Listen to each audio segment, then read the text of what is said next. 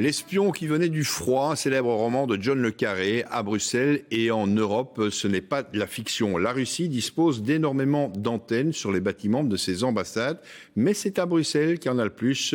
C'est ce que révèle une enquête menée par De Tate en collaboration avec d'autres médias européens.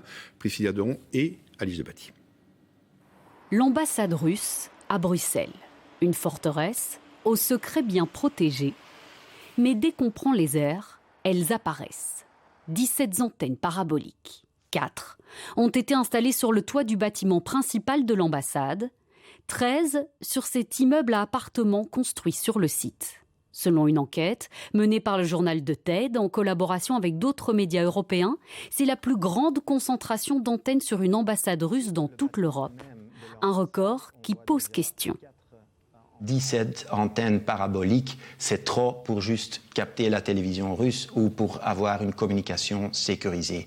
Donc là, c'est un constat. Ils doivent être utilisés à d'autres fins et on le sait parce qu'on a quand même dans d'autres pays, nos collègues ont eu des contacts aussi avec leurs services de renseignement et là, ils ont les mêmes constats. Là aussi, les services de renseignement disent qu'ils sont aussi utilisés à des fins d'espionnage. De l'espionnage au moyen de ces équipements qui pourraient servir de matériel d'écoute.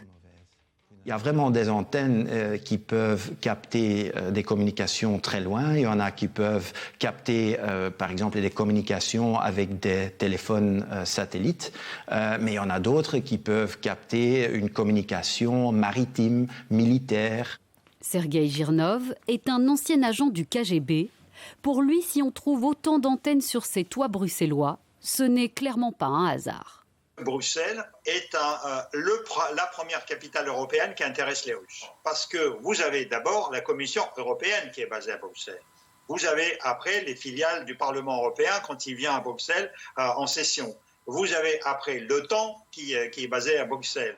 Bruxelles, un nid d'espions protégé derrière les barrières des locaux diplomatiques où les services de sécurité belges ne peuvent pas pénétrer.